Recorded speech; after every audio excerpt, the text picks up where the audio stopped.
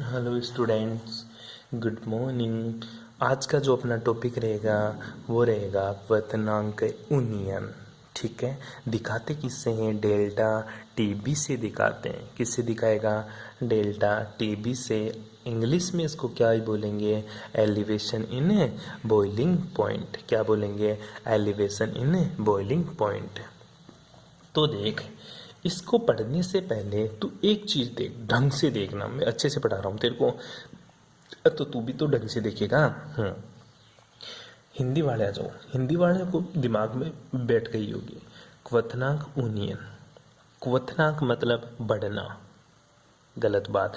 क्वथनांक का मतलब क्या होता है वो तो मुझे इतना ही पता है, बॉइलिंग पॉइंट। और तू क्वथनांक बोलेगा तो मैं अंग्रेजी में बोल दूंगा बॉइलिंग पॉइंट।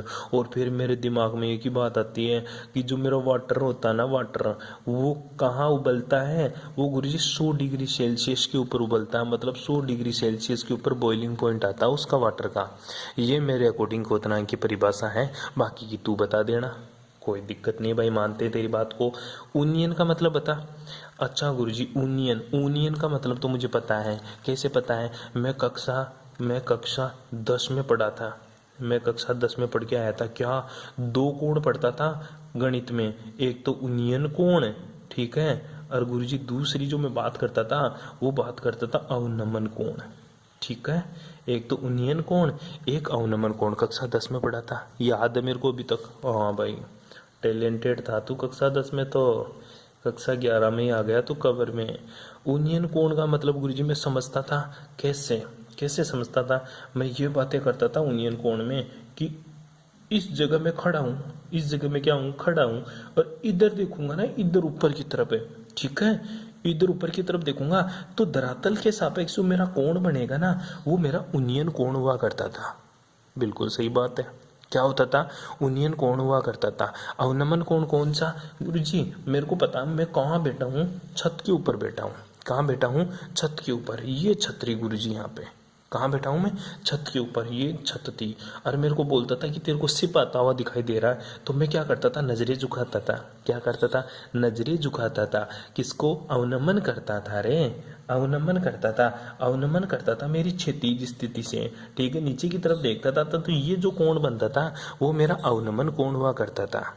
ठीक है, यहाँ तो क्या नजरें उठाता था, यहाँ क्या करता था गुरुजी? नजरें झुकाता था। और किसी को नमन करने के लिए तुझे नजरें झुकानी ही पड़ेगी। ठीक है, और किसी के सामने उद्दंडपना करने के लिए तुझे यूनियन कोण बनाने के लिए नजरें उठानी पड़ेगी। ठीक है, वो बातें थी कक्षा 10 में। अरे 12 पढ़ रहा हूँ मैं, 12। क्या पढ़ रहा हूँ? कक्षा 12। बता इसमें, आजा। यूनियन का मतलब उठना, नजरें उठाना। ठीक है, तो उठना मतलब क्वथनांक का बढ़ना। क्वथनांक का बढ़ना क्या कहलाता है? क्वथनांक यूनियन। मैं ऐसा क्या डालूं पानी में? पानी का जो बॉइलिंग पॉइंट है वो 100 डिग्री सेल्सियस है। अब मैं इसमें गुरुजी ऐसा क्या डालूं कि इसका बॉइलिंग पॉइंट उठ जाए? उठ जाए मतलब क्या हो जाए? उठ जाए मतलब गुरुजी 110 डिग्री के आसपास पहुंच जाए। कहाँ पहुंच जाए? 110 डिग्री के आसपास पहुंच जाए। ठीक है, इसी को मैं क्वथनांक यूनियन बोलता हूँ।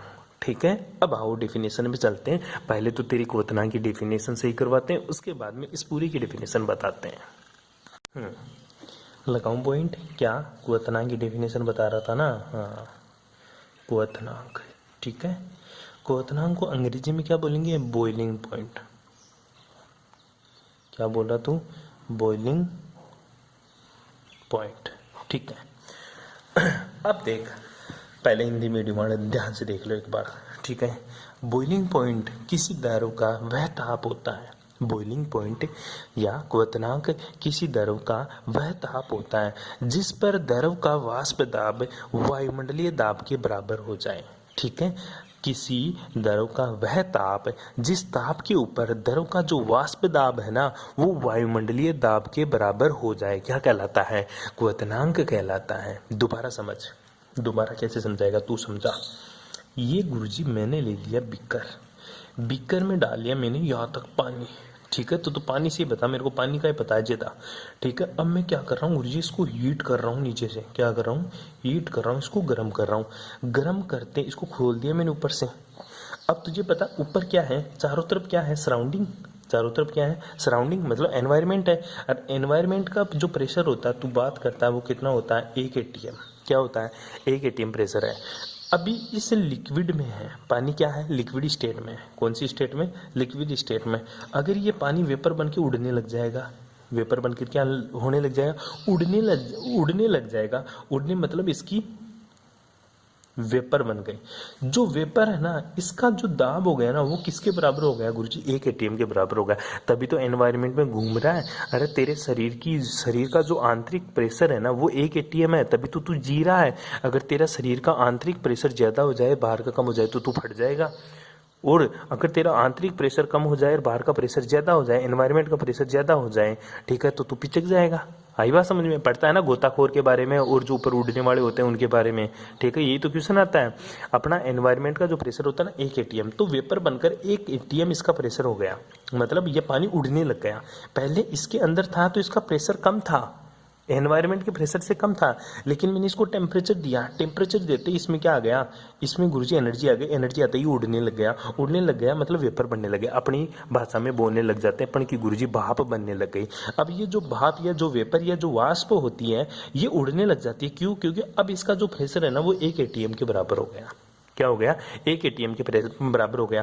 तो 1 एटीएम पर जैसे ही वाष्प बढ़ने लग जाती, उस टाइम पे तेरे द्वारा दिया जाने वाला जो टेम्परेचर है ना, वही क्या है गुरुजी, बॉइलिंग पॉइंट है। वही क्या है, बॉइलिंग पॉइंट है। ठीक है, तो क्या लिखेगा, ठीक है, the temperature at which the liquid are is converted in vapour, ठीक है, किस में कन्वर्ट हो जाए, वेपर में, तो एनवायरनमेंट का जो प्रेशर होगा, ठीक है, और जो लिक्विड का वाष्प दाब होगा, जो लिक्विड का जो वेपर प्रेशर होगा, वो दोनों क्या हो जाते हैं, बराबर हो जाते हैं। उसी पॉइंट को क्या बोलता हूं मैं, बॉइलिंग पॉइंट बोलता हूं। ठीक है, at that temperature the vapour pressure of liquid, ठीक है, the vapour pressure of a liquid is equal to the vapour pressure of environment या द प्रेशर ऑफ एनवायरमेंट, ठीक है, that is called boiling point. Simple, चलूँ आगे। ठीक है, ये क्वथनांक की परिभाषा होती है कि किसी द्रव का वह ताप जिस पर द्रव का वाष्प दाब वायुमंडलीय दाब के बराबर हो जाता है, क्या कहलाता है गुरुजी, क्वथनांक कहलाता है। क्या कहलाता है, क्वथनांक कहलाता। अब आजा तू तेरे मोटे पॉइंट के ऊपर वापस, किसके ऊपर, एलिवेशन इन बॉइलिंग पॉइंट। अब मैं चाहता हूं कि मेरा बॉइलिंग पॉइंट बढ़ जाए, किसका, किसी भी लिक्विड का। क्या बढ़ जाए रे गुरुजी, बॉइलिंग पॉइंट बढ़ जाए। तो मेरे को बॉइलिंग पॉइंट बढ़ाना है, किसका, किसी भी लिक्विड का। तो तू क्या मिलाएगा उसमें गुरुजी, मैं उसमें नॉन वोलेटाइल सोल्यूट मिलाऊंगा। क्या मिलाऊंगा, नॉन वोलेटाइल सोल्यूट उसमें ऐड करूंगा। कैसे ऐड करता हूं वो देख, सिंपल सी बात है, क्वथनांक यूनियन की डेफिनेशन की बात बता रहा हूं मैं। तूने क्या लिया, ये ले लिया पानी, ठीक है, इसमें क्या है गुरुजी, पानी, मतलब ये क्या है गुरुजी, मेरा विलायक है। क्या है, विलायक। इसमें मैं क्या डाल रहा हूँ गुरुजी, मैं इसमें डाल रहा हूँ NaCl। NaCl क्या है, मेरा विलय। कैसा है, कैसा है, अवाष्पशील। क्या है, अवाष्पशील। मतलब ये मेरा सोलवेंट है, इसमें मैं क्या मिला रहा हूँ, नॉन वोलेटाइल सोल्यूट NaCl मिला रहा हूँ। ठीक है, ये मिलाने के बाद में गुरुजी ये मेरा क्या बन गया, सोल्यूशन। क्या बन गया रे, सॉल्यूशन। क्या है मेरा, सॉल्यूशन। ठीक है, अब देख, बड़ा इंटरेस्टिंग खेल है, बहुत ही मजेदार खेल है। ठीक है, बड़ा मजा आता है इसको पढ़ने में भी और पढ़ाने में भी। कैसे, किसी दारू में, ये क्या है, विलायक, मैं इसको क्या बोल रहा हूँ, किसी विलायक में, ठीक है, किसी विलायक में अवाष्पशील विलय मिलाने पर उसके वाष्प दाब में कमी हो जाती है, उसके वाष्प दाब में कमी हो जाती है, अर्थात उसके क्वथनांक में वृद्धि हो जाती है। अर्थात उसके क्वथनांक में वृद्धि हो जाती है। अगर वाष्प दाब में कमी होगी तो क्वथनांक बढ़ेगा ना, सिंपल सी बात है गुरुजी। वेपर धीरे बनेगी, वेपर धीरे बनेगी मतलब वाष्प दाब में कमी होगी, और वेपर धीरे बनेगी मतलब और टेम्परेचर देना पड़ेगा। क्या, और टेम्परेचर देना पड़ेगा, उसके बाद में वेपर बनेगी। ठीक है, तो क्या हो जाएगा, वेपर प्रेशर में कमी हो जाएगी, वाष्प दाब में कमी हो जाएगी, तो उसके बॉइलिंग पॉइंट में वृद्धि हो जाती है। फॉर एग्जाम्पल, मान ले ये तेरा पानी था, क्या था, पानी था। ये गुरुजी पहले 100 डिग्री सेल्सियस टेम्परेचर होते ही उबलने लग गया था, मतलब इसकी वेपर बनने लग गई थी।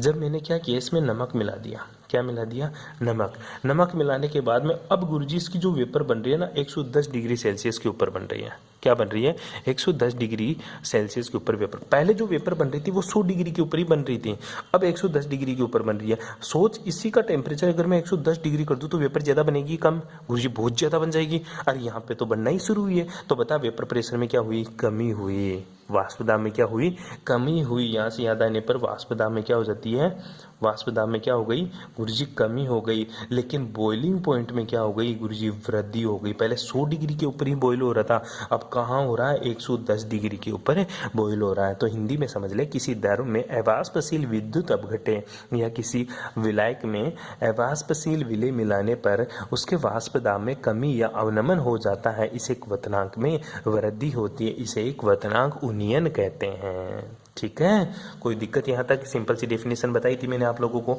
आपको।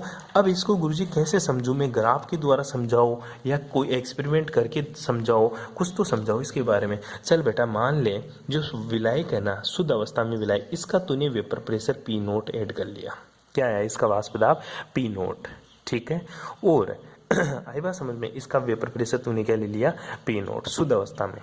शुद्ध अवस्था में इसका वेपर प्रेशर क्या है, P0। और इसका जो वेपर प्रेशर आएगा कुछ ना कुछ P आ जाएगा। क्या आ जाएगा, कोई भी गुरुजी P आ जाएगा। ठीक है, ये इसका वेपर प्रेशर आएगा। कोई दिक्कत है? चल अब इसको एक ग्राफ से समझाता हूँ मैं आप लोगों को। सिंपल सा ग्राफ है, उसको आपको भी बनाना है कॉपी में और आपको ढंग से देखना भी है। ठीक है, मैं एक लाइन खींचता हूँ सीधी सी, वाई एक्सेस। ये लाइन कौन सी है, एक्स एक्स। ठीक है, इधर और इधर। इधर गुरुजी मेरा क्या है, वेपर प्रेशर, वाष्प दाब है। इधर गुरुजी मेरा क्या है, टेम्परेचर दे रहा हूँ। इधर क्या दे रहा हूँ मैं, टेम्परेचर। ऊपर क्या है, वेपर प्रेशर। इधर क्या है गुरुजी मेरा, टेम्परेचर। आ जा, अब देख मैं बात करता हूँ। एक तो ये तो विलायक है, ये मेरा विलियन है। ये तो विलायक है, ये मेरा क्या है, विलियन है। ठीक है, हालांकि इतना कुछ नहीं है तुम्हारे सिलेबस में, लेकिन तेरे को फिर भी याद करना है, फिर भी तेरे को ग्राफ से याद करना है कि गुरुजी कैसे आता है मेरा ग्राफ। ठीक है, सिंपल सी बातें करता हूँ मैं थोड़ी सी। ठीक है, ग्राफ से इजी समझ में आ जाएगा तेरे। ये जो P0 है ना, ये विलायक कहाँ है, प्रेशर, वाष्प दाब। ठीक है, उसके बाद में मैंने क्या लगा दिया, ये गुरुजी मैंने P1 ले लिया और ये मैंने क्या ले लिया, P2। मैंने दो प्रयोग कर लिया। ठीक है, इसी तरह जो ये जो बॉइलिंग पॉइंट है ना, ये TB है। क्या है, TB। इसी तरह ये मेरा क्या है, T1 है। इसी तरह ये मेरा क्या है, T2 है। ठीक है, मेरे को क्या पता कैसे कैसे कर रहा तू। ठीक है, आगे देख, इसको लाइन को सीधा खींच दे, खींच दिया तूने। ठीक है, अब इस लाइन को भी आगे खींच दे, इसको नीचे वाले को मिला दे। ये ले गुरुजी, इसको मैंने मिला दिया 3B से, मिला दिया। ठीक है, इन दोनों लाइन को यहाँ मिला दे, मिला दे। ऐसे मैं ग्राफ बनाने का तरीका बता रहा हूँ तेरे को, हालांकि ग्राफ ऐसे नहीं बनता, पहले लाइन खींची नहीं जाती ऐसे, ऐसा कुछ नहीं होता। ठीक है, मैं क्यों बता रहा हूँ वो तेरे को अभी समझ में आ जाएगा। इसके ऊपर मैंने एक लाइन खींच दी, इसके ऊपर फिर मैंने दूसरी लाइन खींच दी, इसके ऊपर फिर मैंने तीसरी लाइन खींच दी। ठीक है, और इसको मिला दिया किससे, मैंने T1 से, और इसको मिला दिया मैंने T2 से, मिला दिया T1 T2 T3। ठीक है, TB T1 T2, P0 P1 P2। ठीक है, जो TB है ना, ये TB, ये यहाँ, ये P1 है। ठीक है, ऐसा आपको कहीं नहीं मिलेगा जैसा मैं बता रहा हूँ, लेकिन ये समझ में बहुत आसानी से आता है, इसलिए बता रहा हूँ आप लोगों को, क्योंकि तुम कक्षा 10 पढ़ के आए हो। इस बिंदु को मैंने A दे दिया, इसका नाम B दे दिया, इसका नाम C दे दिया, इसका नाम मैंने क्या दे दिया, इस बिंदु का D दे दिया, और इस बिंदु का नाम मैंने क्या दे दिया, E दे दिया, ABCDE। ठीक है, अब देख, बड़ा इंटरेस्टिंग ग्राफ है जी। ठीक है, अब हिंदी मीडियम वाले फिर से देखिएगा, ये ग्राफ समझ में आ रहा है या नहीं आ रहा। ठीक है, वो एक चीज इधर देख, तुझे कुछ दिख रहा है, क्या दिख रहा है गुरुजी, मुझे ये लाइन दिख रही है और ये लाइन दिख रही है। ठीक है गुरुजी, मुझे ये लाइन भी दिख रही है और गुरुजी मुझे ये लाइन भी दिख रही है। ठीक है, तेरे को दो ट्राइंगल दिख रहे हैं। कौन कौन से ट्राइंगल गुरुजी, मुझे दो ट्राइंगल दिख रहे हैं। कौन कौन सा ट्राइंगल, कौन सा, ABD। ठीक है, पहला ट्राइंगल ABOD, ABOD। दूसरा ट्राइंगल कौन सा दिख रहा है मुझे, दूसरा ट्राइंगल है गुरुजी ACE। ढंग से देख, ACE। दोनों क्या है गुरुजी, समरूप है। क्या है, समरूप है। दोनों ट्राइंगल क्या है? समरूप है। समरूप का मतलब जिनके रूप समान हो। जैसे तुम दो बहनें हो या दो भाई हो, तुम्हारा रूप क्या होता है? समान सा होता है, एक जैसे दिखते हो, मतलब तुम क्या हो? समरूप हो। लेकिन ये तो नहीं है ना कि वो भी तेरे जितना ही बड़ा है, तू भी उसने जितना बड़ा है। मतलब गुरुजी वो तो मेरे से 2 साल बड़ा है ना। हाँ, तो 2 साल बड़ा है तो ये ट्राइंगल भी तो बड़ा है मेरे भाई, ठीक है। तो ये छोटा है। ये दोनों एक जैसे हैं पर एक नहीं है, ठीक है। इसलिए इनको क्या बोलते हैं? समरूप त्रिभुज बोलते हैं। तुम्हारी डेफिनेशन अलग होती है मैथमेटिक्स में, मैं मैथ नहीं पढ़ा रहा यहाँ, ठीक है। त्रिभुज ए बी डी व त्रिभुज ए सी ई क्या है? समरूप है। और समरूप त्रिभुज की जो परिमेय होती है वो क्या होती है गुरुजी? मुझे पता है, A C upon A B, A E upon A D. A C upon A B मतलब क्या लिखेगा तू? A C upon A B. ये किसके बराबर होगा गुरुजी? ए ई अपॉन ए डी के बराबर होगा। ए ई अपॉन ए डी के बराबर होगा। कोई दिक्कत है? अब तू बता, ए सी क्या है, ए बी क्या है, ये सारी चीजें तू मेरे को बताएगा। कैसे? देख, ए पॉइंट, ए बिंदु और सी, ए के ऊपर क्या है? टी बी, सी के ऊपर क्या है? T two. टी बी और टी टू, टी बी और टी टू, ठीक है। और बी के ऊपर क्या है? टी वन, ठीक है। तो ए सी की जगह मैं लिख सकता हूँ क्या? सिंपल सी बातें लिखूंगा गुरुजी। टी टू ये रहा माइनस का टी बी ए सी की जगह, और ए बी की जगह क्या लिखूंगा? टी वन माइनस का T B, T one minus का टी बी। ये किसके बराबर होगा गुरुजी? ये बराबर होगा किसके? A E upon A D, A E upon A D, A E upon A D. मतलब गुरुजी इसको मैं लिख सकता हूँ क्या? पी टू माइनस का P nought divided by P one minus का पी नोट। कोई दिक्कत है? तो इसको मैं क्या लिख सकता हूं?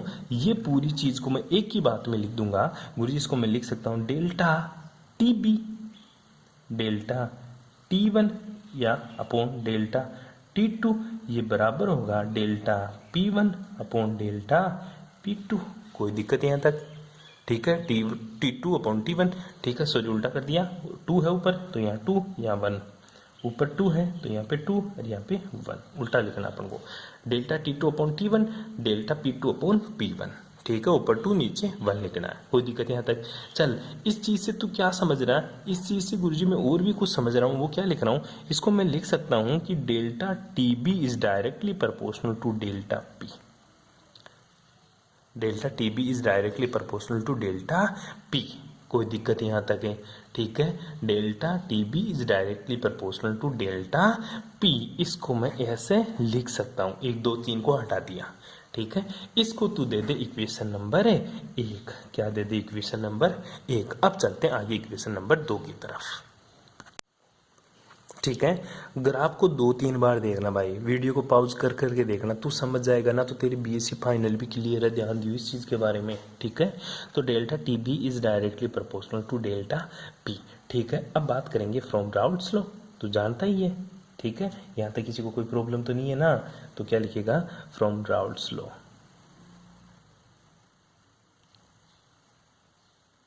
From Raoult's law. अब राउल्ट्स लॉ क्या बोलता है मेरे भाई? गुरुजी मुझे पता है, राउल्ट्स लॉ ने बहुत बड़ी बात बोली थी। क्या बोली थी? तो वो बोलता था पी नोट माइनस का P S upon P nought is equals to mole fraction X A. बोला था। अरे मैंने बोला था इसको तू क्या लिख सकता है? इसको गुरुजी तू डेल्टा पी के बारे में बोल रहा था, delta P upon P nought equals to X A, बोला था। अरे बोला था। फिर भी मैं इसको आगे और बढ़ा देता हूँ। डेल्टा पी इक्वल्स टू मैं लिख सकता हूँ क्या? P note dot X A. Equation number 2। Equation number 2 का मान इक्वेशन नंबर 1 में रखने पर रख दे, ठीक है। डेल्टा पी की जगह क्या वैल्यू पुट कर दिया? P nought. तो delta T B is directly proportional to P note X A. Delta T B is directly proportional to P note X A. यहाँ तक किसी को कोई प्रॉब्लम? अरे यहाँ तक किसी को कोई दिक्कत है? कुछ भी छोटी सी भी दिक्कत हो तो बता देना मेरे भाई। अरे कोई दिक्कत है? ठीक है। अब देख, पी नोट अच्छे आ गया, ठीक है। अब मैं इसको लिख सकता हूँ, प्रोपोर्शनल टू का साइन हटाते हैं तो क्या लिखता हूँ? Delta T B equals to K dot P note X A. K dot P note X A. ठीक है, अब देख जो एक्स ए होता है ना, इधर साइड में देख, जो एक्स ए होता है ना वो होता है गुरुजी N A divided by N A plus N B. ठीक है, और फॉर डाइल्यूट सॉल्यूशन के लिए, डाइल्यूट सॉल्यूशन के लिए क्या होता था, N A is less than N B. ठीक है, तो मैं क्या लिख सकता हूँ, N A plus N B की जगह क्या लिख सकता हूँ गुरुजी, इक्वल्स टू एन बी लिखते हैं। ठीक है, तो वैल्यू पुट कर दूं, delta T B equals to K dot P note dot N A divided by N B. कोई दिक्कत यहाँ तक है, N A divided by N B, यहाँ तक किसी को कोई दिक्कत हो तो प्लीज़ बता दे वो मेरे को।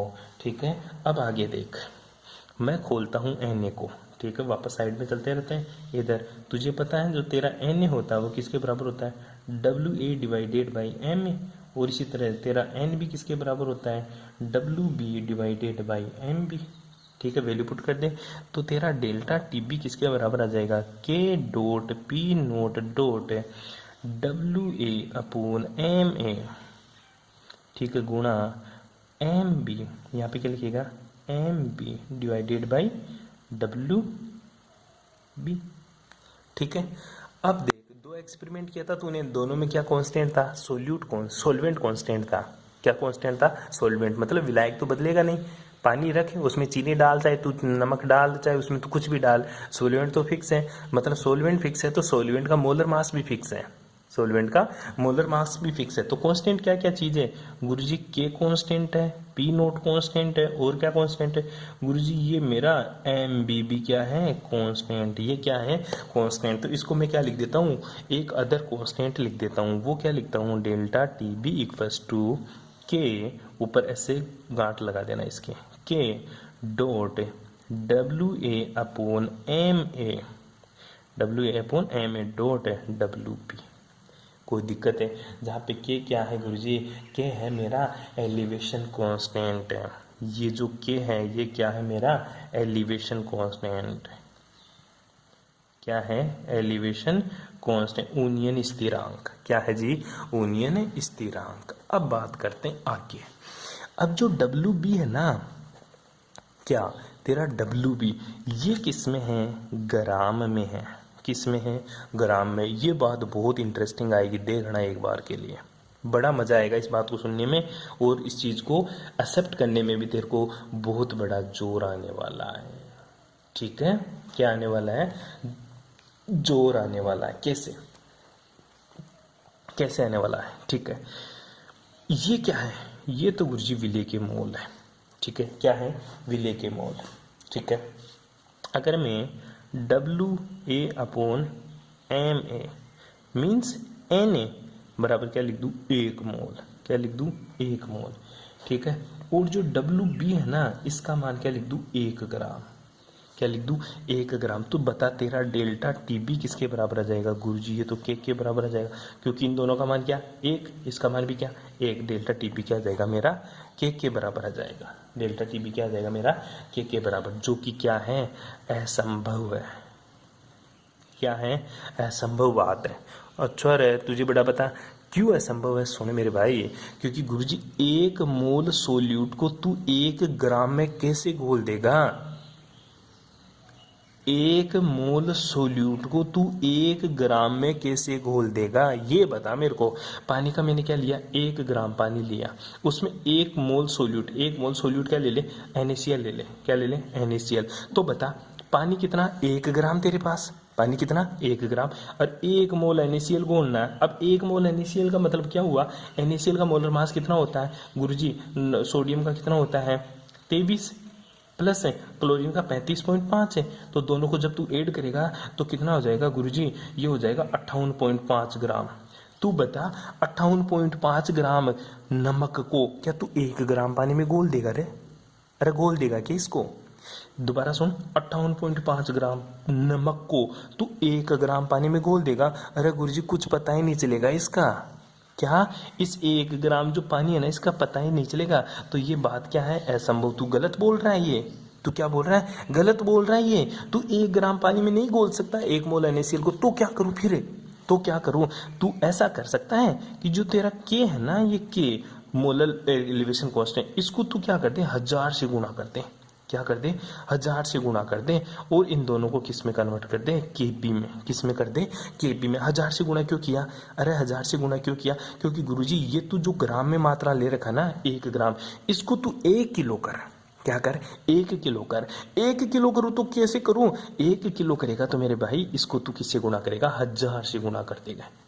अगर ऊपर तो 1000 से गुणा कर देगा तो नीचे तेरी ग्राम में क्वांटिटी अब किस में बदल गई, किलोग्राम में बदल जाएगी। किस में बदल जाएगी, किलोग्राम में। हाँ, अब बात जरूर पचने वाली है, अब बात जरूर पचने वाली है। कैसे पचने वाली है, आजा।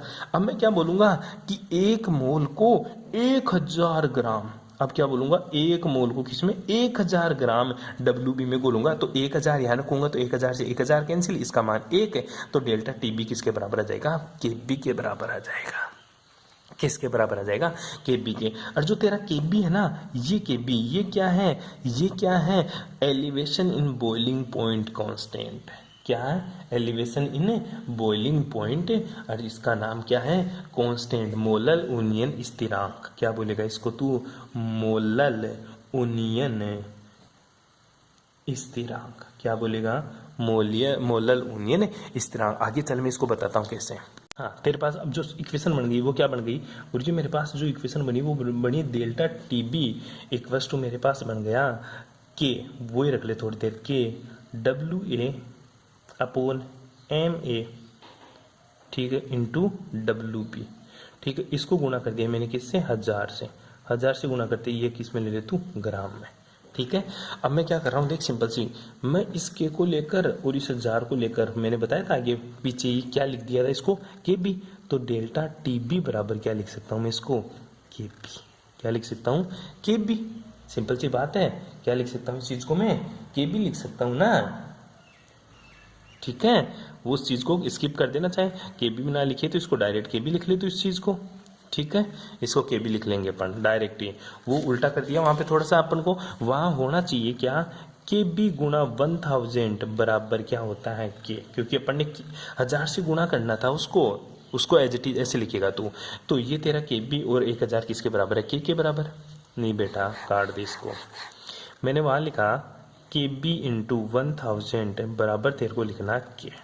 ठीक है, के की जगह क्या लिखेगा, KB इंटू 1000। ऊपर जो इक्वेशन थी वो क्या थी, डेल्टा TB इक्वल्स टू थी तेरी के into WA upon MA into WB, ये इक्वेशन थी ऊपर। ठीक है, अब मैंने बोला के की जगह क्या लिख दे, KB इंटू 1000। क्यों, क्योंकि 1 ग्राम में घोलना मुश्किल था, इसको गुरुजी 1 किलो के रेस्पेक्ट में ले, 1 किलो के रेस्पेक्ट में लूंगा तो 1000 से गुणा करूंगा, तो जो डेल्टा TB आ जाएगा वो क्या आ जाएगा गुरुजी मेरा, के की जगह क्या लिखना है, KB इंटू 1000। तो के की जगह KB गुणा WA इंटू 1000 बटा MA इंटू WB, किसमें, ग्राम में। ठीक है, अब देख ये जो चीज है ना, ये चीज ये किसके बराबर होती है, ये गुरुजी मोललिटी के बराबर होती है। किसके बराबर, मोललिटी, मोललता। और मोललता को किससे दिखाता है, तो स्मॉल m से। तो इस चीज को तू बदल देगा क्या गुरुजी, जो डेल्टा TB आएगा वो आ जाएगा गुरुजी मेरा KB गुणा स्मॉल m। इसीलिए तो तू बोला था KB क्या है, मोलल यूनियन स्थिरांक, मोलल यूनियन स्थिरांक। ठीक है, यहां तक आपको बातें करनी है। ठीक है, कर लेगा, अरे किसी को कोई प्रॉब्लम। ठीक है, और पानी के लिए याद रखना, पानी के लिए याद रखना, रट लेना, पानी के लिए जो KB का मान होता है ना वो कितना होता है गुरुजी, वो होता है 0.52 किलो मोल इनवर्स। ठीक है, ये इसका मान होता है पानी के लिए। कर लेगा यहाँ तक, किसी को कोई प्रॉब्लम, अरे कोई दिक्कत है।